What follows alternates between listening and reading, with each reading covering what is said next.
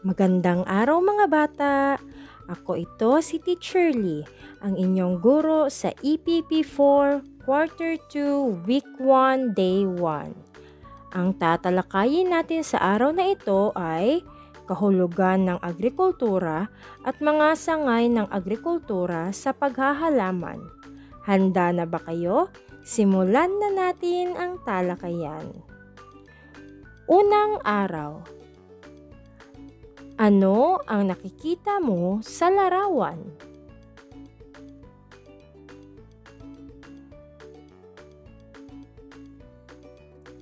Naranasan mo na bang magtanim ng halaman?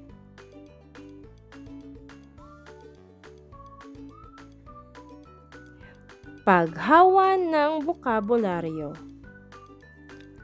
Paglilinang. Ito ay ang paghahasa at pagpapaunlad ng kaalaman.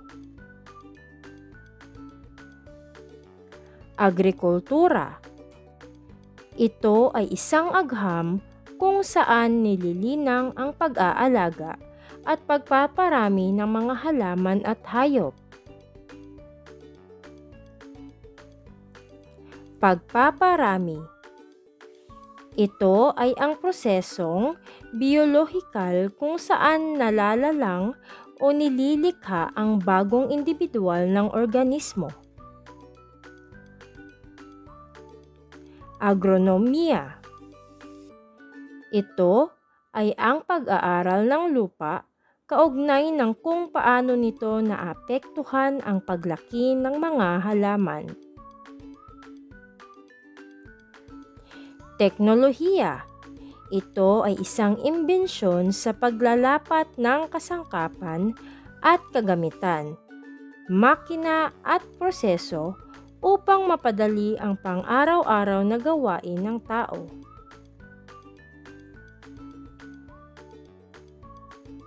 Ang agrikultura ay isang agham kung saan nililinang ang pag-aalaga at pagpaparami ng mga halaman at hayop. Ito ay ginagawa upang makalikha ng pagkain, damit at iba pang produkto na makatutulong para masustentuhan ang pamumuhay.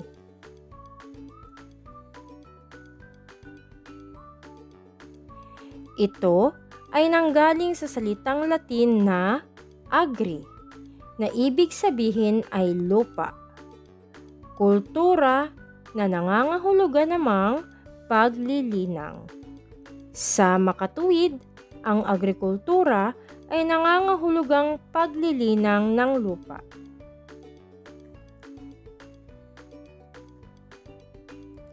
Ang mga magsasaka ang isa sa may malaking ginagampanan sa gawaing ito. Sila ang gumagawa ng paraan upang mapataba ang lupa at sila din ang nagtatanim ng mga halaman upang makalikha ng pagkain at iba pang produkto. Ang agrikultura ay maiuugnay din sa pag-aalaga ng mga hayop. Ito ay isang mahalagang bahagi ng ekonomiya na may maraming oportunidad para sa mga negosyo.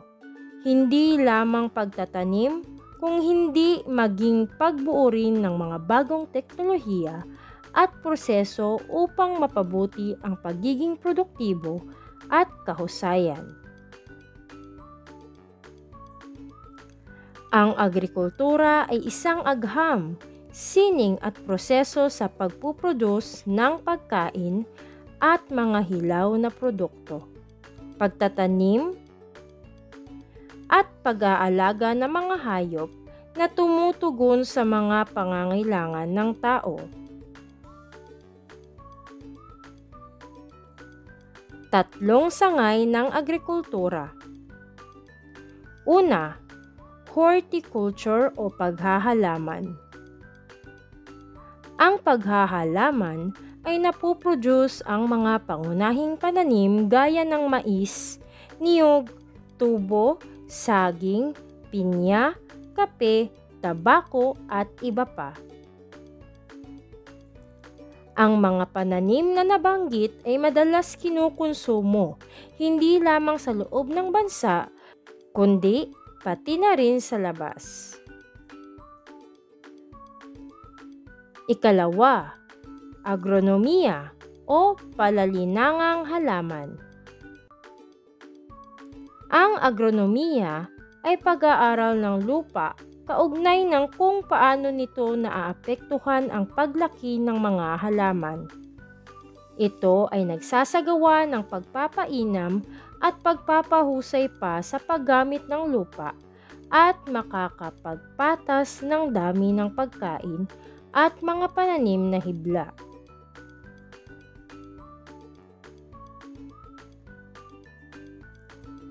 Ikatlo, forestry o paggugubat. Ito ay isang hakbang o gawain upang linangin ang yamang kagubatan. Mahalaga ito sa mga negosyong may kinalaman sa kahoy. Ilan sa mga produkto na nagmumula sa paggugubat ay ang mga sumusunod: plywood at veneer.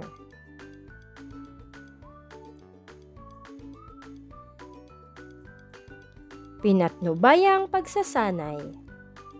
Tukuyin ang inilalarawan ng pangungusap sa bawat bilang. Isulat ang letra ng iyong sagot sa sagutang papel.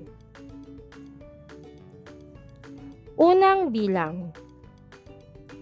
Ang agrikultura ay isang agham kung saan nililinang ang pag-aalaga at pagpaparami ng mga A. Tao at bahay, B. Halaman at hayop, C. Guro at mag-aaral.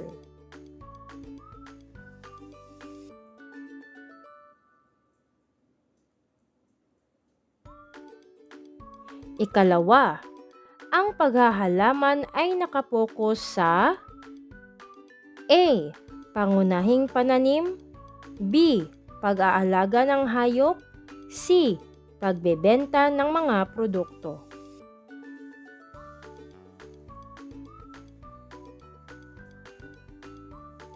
Ang agronomiya o palilinangang halaman ay nag-aaral sa A.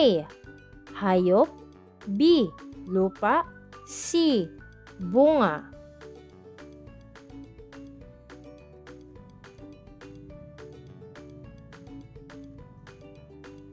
Ang paggugubat ay isang gawain na naglilinang ng A.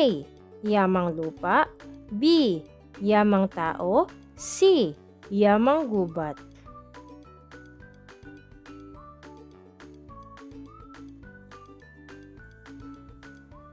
Sila ang may malaking ginagampanan sa larangan ng agrikultura. A. Magsasaka, B. Mangingisda, C. Minero.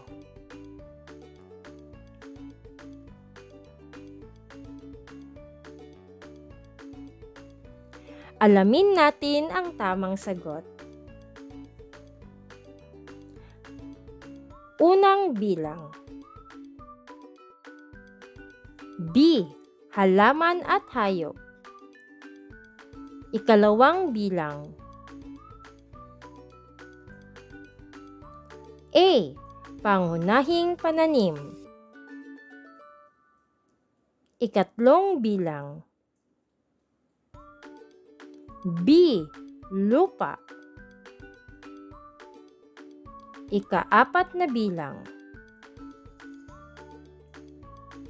C. Yamang gubat. Ikalimang bilang. A. Magsasaka. At dito nagtatapos ang ating aralin sa araw na ito. Maraming salamat mga bata. Hanggang sa muli nating pagsasanay. Paalam!